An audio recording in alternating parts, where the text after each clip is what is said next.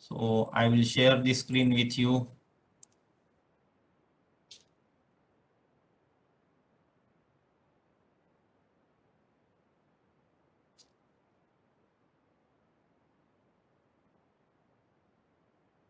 So we have seen that in the previous class, the independent suspension system, it is going to have the two control arm. One is the lower control arm, the other one is the upper control arm. And the length of if the length is same, then there used to be some problem. So this lower control arm is having more length compared to the upper control arm. So that was the discussion. And usually I have shown you the video where you say that the wishbone type of suspension system is used. So wishbone type of suspension system, wishbone shape is given to the lower and the upper control arm, and thereby you can able to achieve the independent motion of the front and the rear wheel. So let us try to see what is next there. Then equal length arm, this we have discussed. Then short and long, this also we have discussed. Now there is another kind of suspension system which is called as the Max-Pearson strut suspension, front suspension system. Here, this is the most common type of a suspension system which is used in almost all the which is used in Maruti 800. So here what it says that it is used on most popular small cars. So this suspension or this assembly or this kind of suspension system is used on this small car. It takes less space. It is light in weight. In this suspension system, the lower end of the strut is bolted to the top steering knuckle. So uh, and lower end of the knuckle is attached to the ball joint in the lower control arm. So this is the complete assembly which is shown here, the Max-Pearson strut assembly. Please note that this is used in Maruti 800. Okay, so presently it is in use, and this is supposed to be the simpler kind of the suspension system. An upper strut mount connects the top of the strut on the chassis, and you will find that an upper control arm is not required in this type of suspension system because the strut supports the top and the steering knuckle. Since upper control arm is not required in this suspension system, these are more compact and therefore very suitable for smaller cars. So please understand that this is almost all the smaller cars, they are using this Max-Pearson strut assembly. So here you got to have, this is the spring, this is the shock absorber, this is the front spring upper insulator, then the strut mount and strut. So the complete assembly is shown here. So this is the Max-Pearson strut assembly, which is used in almost all the small cars. This is another good, you can say,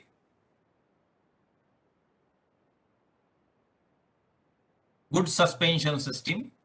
Now next we are going to see is the details of the Max-Pearson. The purpose of the main components in Max-Pearson strut front suspension system may be summarized as follows. Lower control arm, control lateral movement of the each front wheel. So this is the lower control arm. Here it controls the lateral movement of the wheel. Then stabilizer bar reduces the body roll. This we have seen, stabilizer bar, which is not shown here in this system. Coil spring allow proper setting of suspension ride heights and control suspension travel during maneuvers. Shock absorber strut provides necessary suspension damping and limit downward wheel movement with an external rebound stop, and upward wheel movement with an external jounce bouncer. Strut upper mount and ball joint connects the, this is basically the complete assembly which is used for the suspension of the vehicle. Then moving ahead, this is the independent suspension system which I was telling you regarding the double wishbone front suspension system. Please note that this is the complicated system. This is the lower wishbone and this is the lower wishbone. This is shown as lower wishbone and this is the upper wishbone. And as I shown you the video also, here you can achieve the suspension more rigidly, and this is basically used in almost all the vehicle. So double wishbone suspension system provide increased suspension rigidity. Please note that increase suspension rigidity and maintain precise wheel position under all driving conditions to supply improved directional stability and steering control. The double wishbone front suspension system, the upper and lower control arms are manufactured from the lightweight, high strength aluminum alloys. So to control the weight, you got to have the high strength aluminum designed for maximum strength and rigidity. The lighter control arm decreases the unsprung weight. Please note that the purpose of this is to decrease the unsprung weight of the vehicle, which improves traction and ride quality. Since the upper control arms have a wishbone shape, the term double wishbone is used for this type of suspension. Suspension rigidity is also increased by positioning the ball joints and steering knuckle inside the wheel profile. So wheel profile में ये जो है ये अंदर के side में आपका steering नकल और ये बॉल जॉइंट दोनों फिक्स करते हैं. So this is the double wishbone type. तो सर सस्पेंशन सिस्टम में अगर आपने देखा जाए तो basically there are two types. One is rigid axle, the other one is independent. In independent suspension system you got to have the suspension system by using the lower control arm and upper control arm. When you give the shape of wishbone to the upper and lower control arm, then that you call it as the wishbone suspension system. Some of the old independent suspension system were having the equal length of the upper control arm and lower control arm, but there was a problem of the wheel wear, sorry, tire wear. So that is why those have been discarded. And then we have shifted, currently we are shifting to the wishbone suspension system. Then in independent suspension system for small car, you use the McPherson strut assembly, and that is very compact. So no need to have the upper control arm in the McPherson strut assembly, and that is how you can save on the space. And that suspension system can be used for the small car, but not for the heavy vehicles. Now coming to the rear suspension system. So we have seen the front suspension system. I will just uh, write down in the tabular form. एक थोड़ा सा wait करिएगा.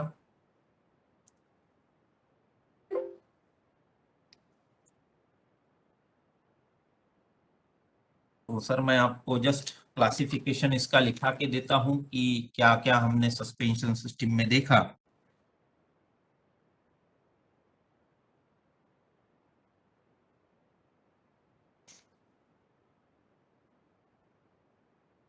So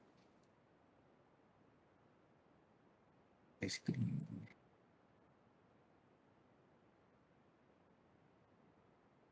suspension system, we have seen that you can classify it into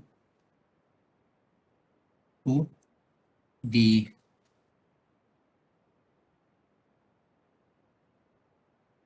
rigid axle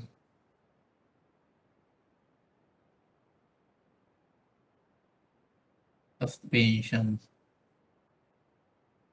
system, the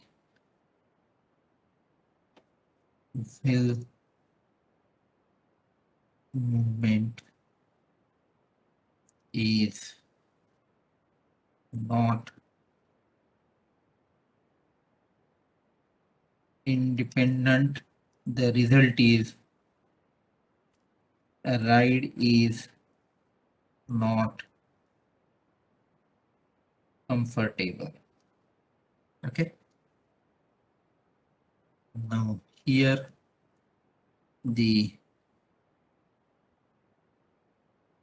independent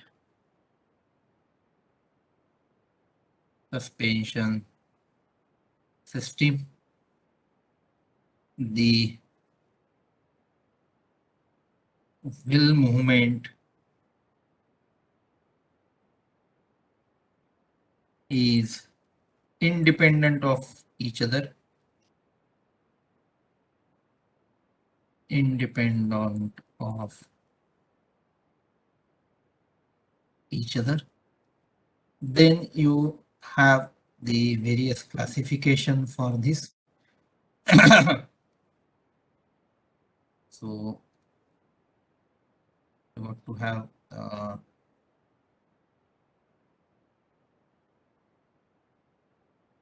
control arm suspension.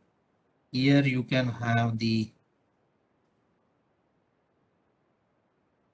equal length of upper and lower control arm, which leads to tire wear. Here unequal length of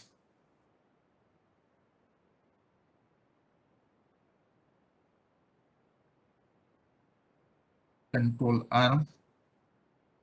Here tire wear is less when the control arms are given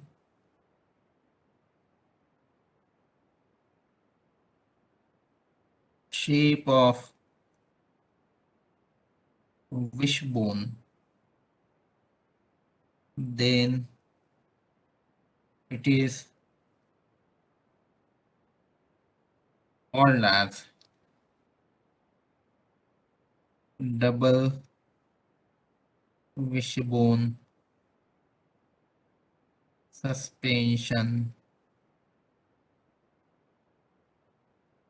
system. The shape of the wishbone is something like this.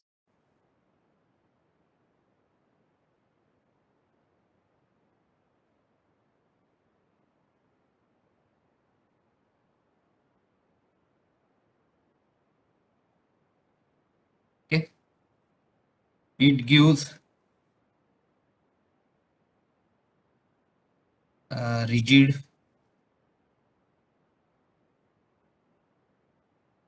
suspension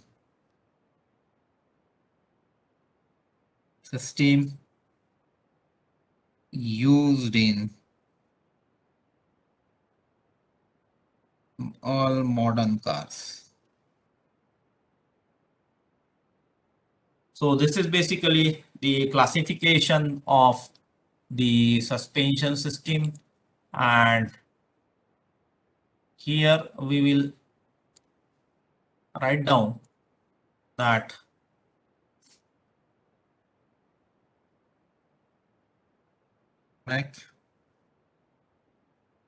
McPherson strut assembly, which is compact and used in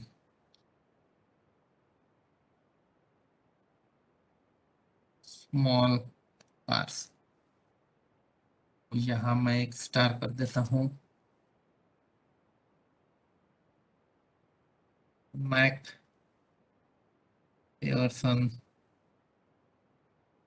strut assembly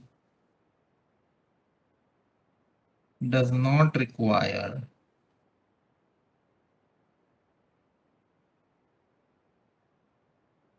upper control arm. This cannot, or you can say not preferred for large cars. So this is the total background, or you can say total classification of the suspension system. Sir, is there any significance of using wishbone shape or any other shape will give the same result? Prajwal, actually, I have shown you the video wherein it says that the wishbone gives the good strength, and it is not that we cannot use other shape. You can use the other shape as well, but the most optimized shape is what people or the designer found out is that of the wishbone. So therefore, the people have not explored much regarding the shape. You will find that most of the vehicles, they are having the wishbone type of suspension system. First, the strength is equally good. Second, from the point of view of value engineering and mass optimization, the shape of the wishbone is found to be good. So these are the reasons. So Prajwal, does that answer your question? Or do you have any other question? Okay. So that is, it is not that. So please understand that it is not that you cannot have the other type of suspension system, but people have not, I have not heard that they have tried, but there are certain variations in the suspension system. So that is why. So these kinds of suspension system, they are most of the designer, they go for the wishbone suspension system. That is first aspect.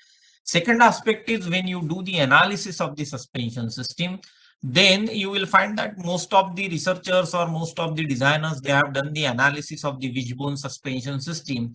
So whatever problems which are associated with that kind of suspension system, they are well known. So you can overcome those problems and can implement it in the vehicle. Uh, One important thing, if you people are interested to read more on the suspension system, then you please read this book, The Suspension System by Thomas Gillespie. Suspension System by Thomas Gillespie. So this is a very standard book. If you ask any designer in any of the automotive industry who is working in the area of the suspension system, he will suggest you to read this particular book. This is a basic book as far as the suspension system is concerned. Okay. So is there any problem on this particular slide? Anybody has not understood any term or any sentence or anywhere you have any issue? If there is no problem, no issue, then we can move ahead. Okay, so I will share the presentation with you. And now, whatever we have discussed, that discussion was mostly pertaining to the front suspension system. It is not that you cannot use the independent suspension system for the rear wheel.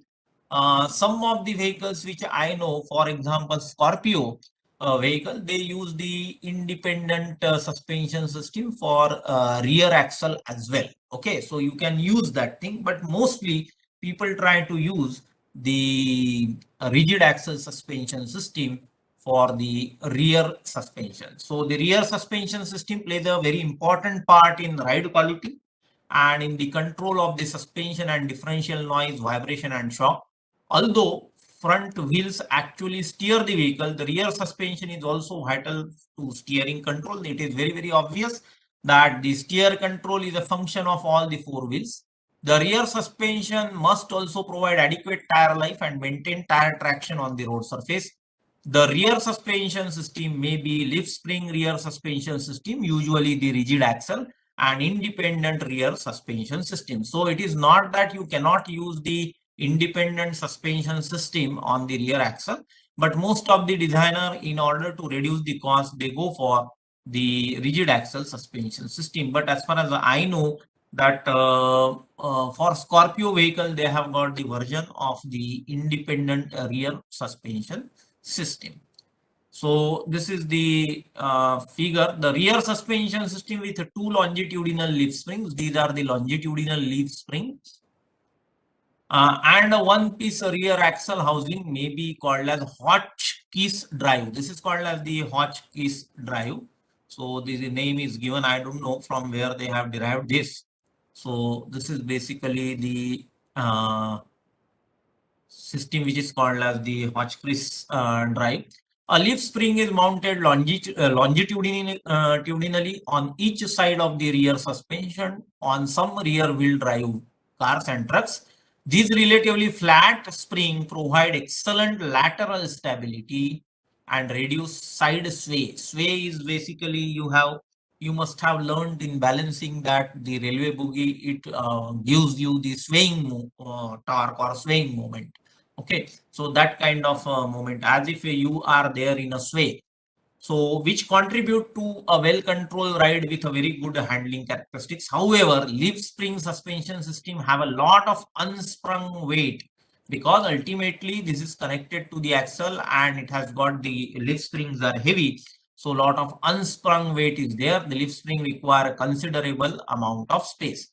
Leaf spring rear suspension was one of the first widely used rear suspension systems. Okay, because this type of rear suspension system has a weight and ride quality disadvantage, it has been replaced on many vehicles with independent or semi-independent rear suspension system. So please note that because this type of suspension has a weight and ride quality disadvantages, so ride quality is not that good compared to independent suspension system. So काफी लोग अभी independent और semi independent rear suspension system भी use करते हैं. So now going to next, individual leaf spring suspension components. So here I have told you that the frame is having this particular shape because you have to have the fitment of the wheel here. This is the axle bolt which is getting fixed. Here we have shown the component. This is the bush, then front spring hanger. This is the, I think it is a rear spring hanger. Okay. So because the differential axle housing is one piece unit, jounce and rebounds travel of one rear wheel affects the position of other rear wheel. This action increases tire wear and decreases ride quality of the traction. This is basically the rigid axle suspension system he is talking about. Now moving to the next thing, the semi-independent rear suspension system. So please have the look at this. The moment you come with the independent suspension system, there people use the coil spring. So this is coil spring, shock absorbers, and the rear axle assembly. And here semi-independent rear suspension system with track bar and braces. So this is the track bar. This can also be used. Then the diagonal bracket and support. So such kind of system is also used in most of the suspension system. What it says that many front wheel drive cars have a semi-independent rear suspension system with an inverted steel U section connected between the rear spindle. The inverted U section usually contains a tubular stabilizer bar. When one rear axle strikes the road irregularity, the inverted U section and stabilizer bar twist, allowing some independent rear wheel movement before the wheel movement affects the opposite rear wheel. Some semi-independent rear suspension system have a track bar and brace and all lateral rear axle movement. Please note that whatever slides I am showing you, these slides I have made it from the repairing manual of one of the companies.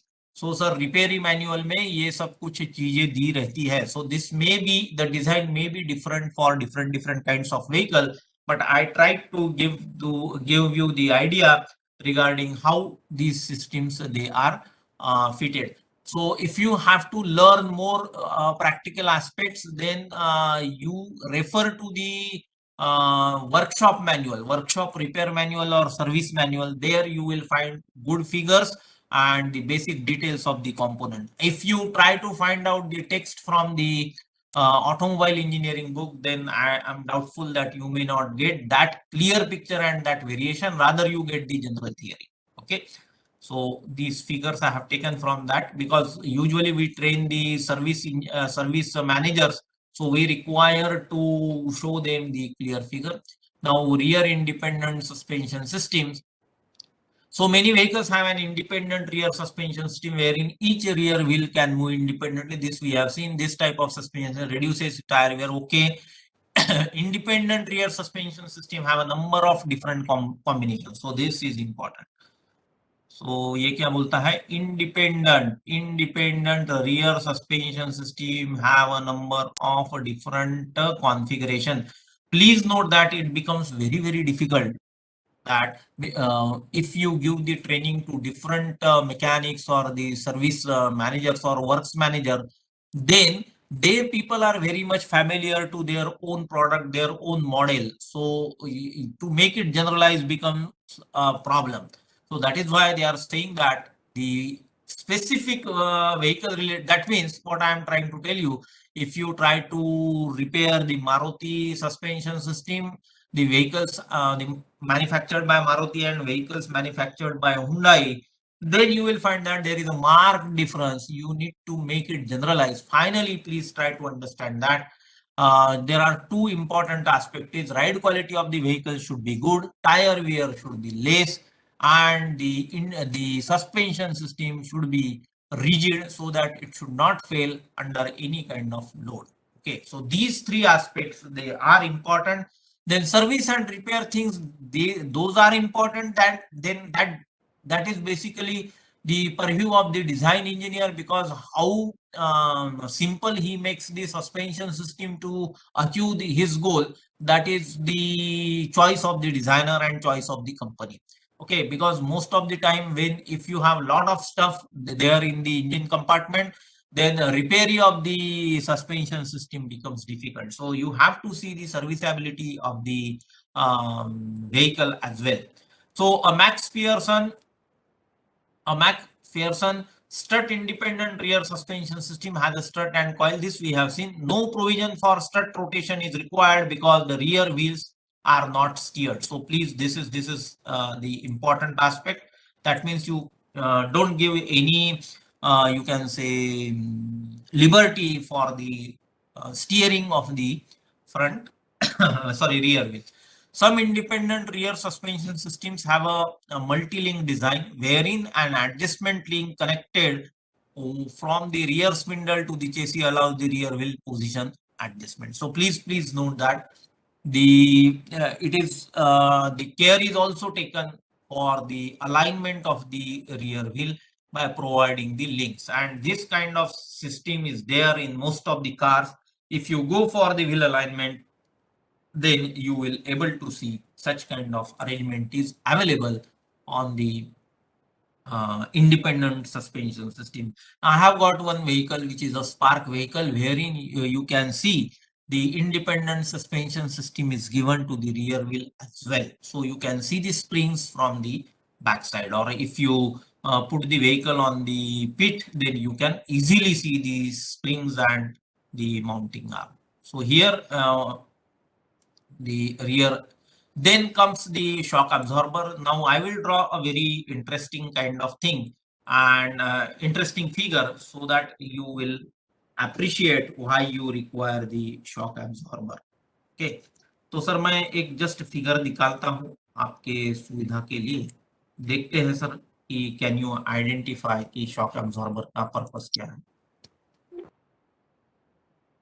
ठीक है, थोड़ा सा sir wait कीजिए, मैं आऊंगा यहाँ भी. Next I will draw the figure and please tell me that we are going to discuss the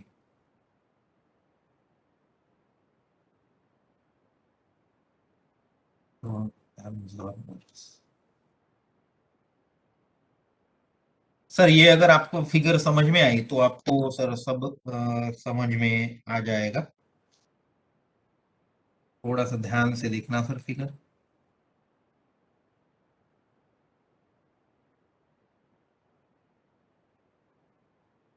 ये मान लो सर रोड का प्रोफाइल है।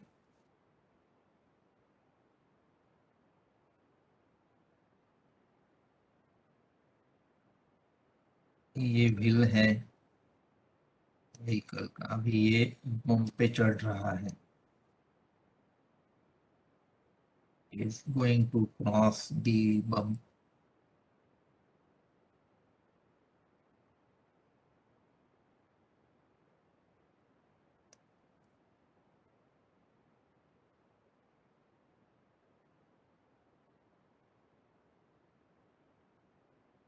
So इसका प्रोफाइल,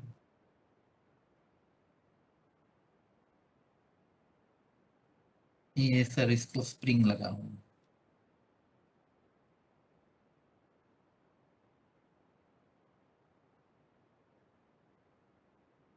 ये सिचुएशन 1 है सर, केयरफुली देखना।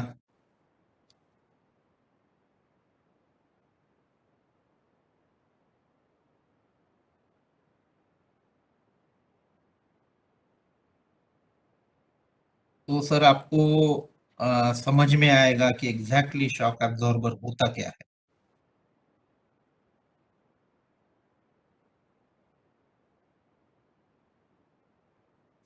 Same road is there. I am going to draw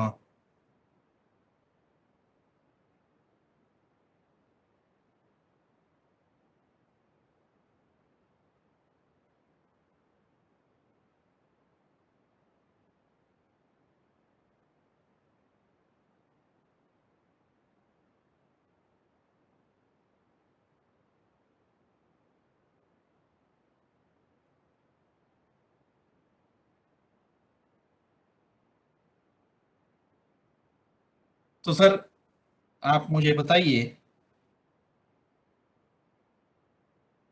so which one now based on the figure 1 and figure 2, can you tell me that suppose you have got the same road profile and this is car 1 and this is car 2. So which is fitted with the shock absorber and which is not fitted with the shock absorber, or both the vehicles they are fitted with the shock absorber? In which kind of vehicle, whether vehicle 1 or car 1 or car 2 you would like to sit? Sir बताइए sir कि कौन से आप vehicle में बैठना पसंद करोगे? Okay, 1, fine. Prajwal has given the answer as 1. What about others?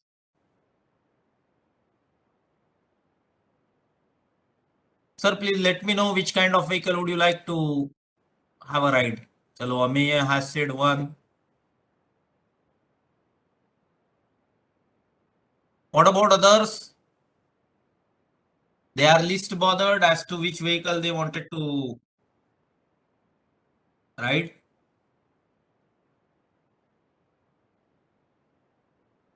Sir बाकी लोग सो गए हैं क्या?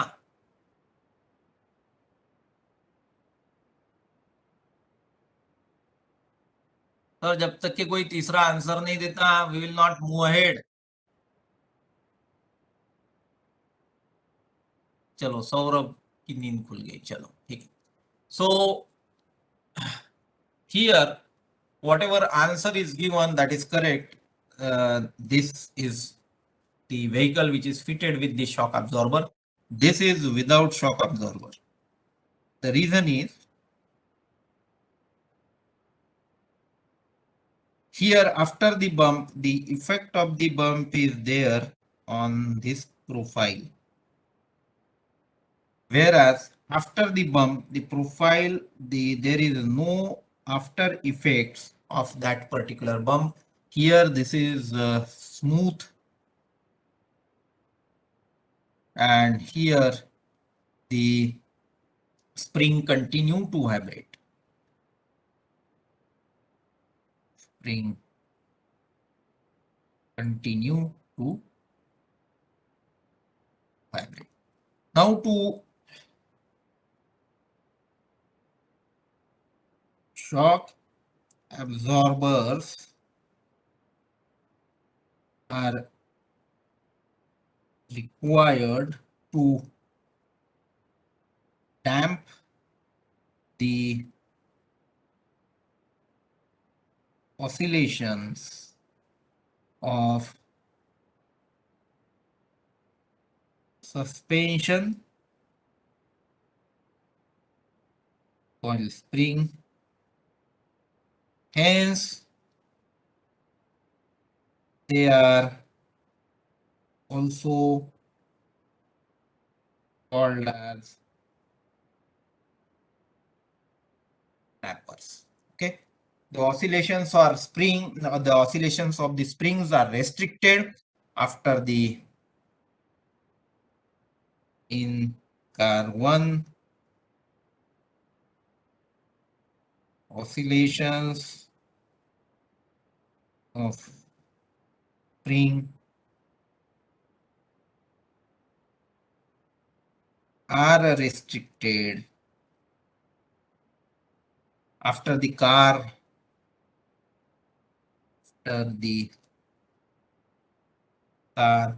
hit the bump.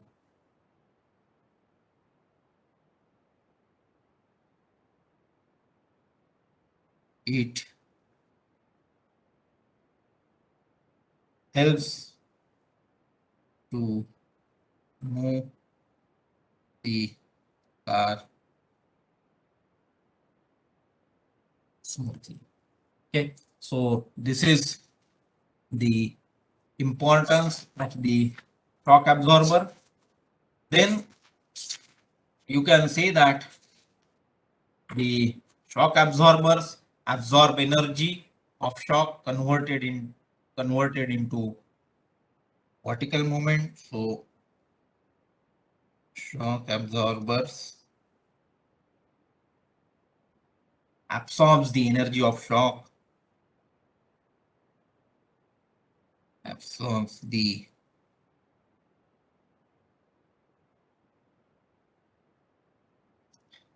energy of shock converted into vertical movement of the axle by providing damping and dissipating the same into absorb the energy of shock and dissipate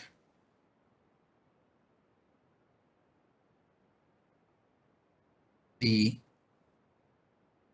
same in the form of heat. So this merely serves the purpose,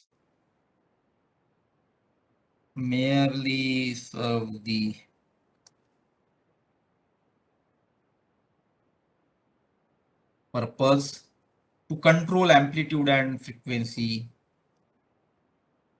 merely serve the purpose to control amplitude and frequency of spring vibrations.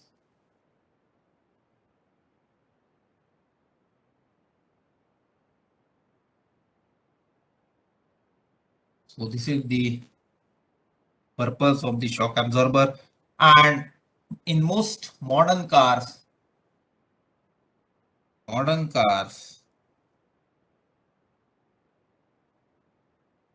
use hydraulic dampers.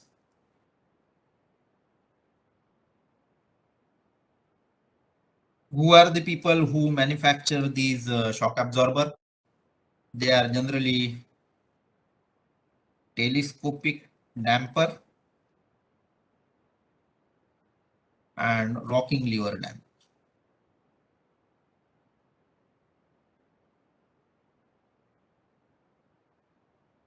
Okay. So today we'll stop here. Do you have any difficulty? Please ask.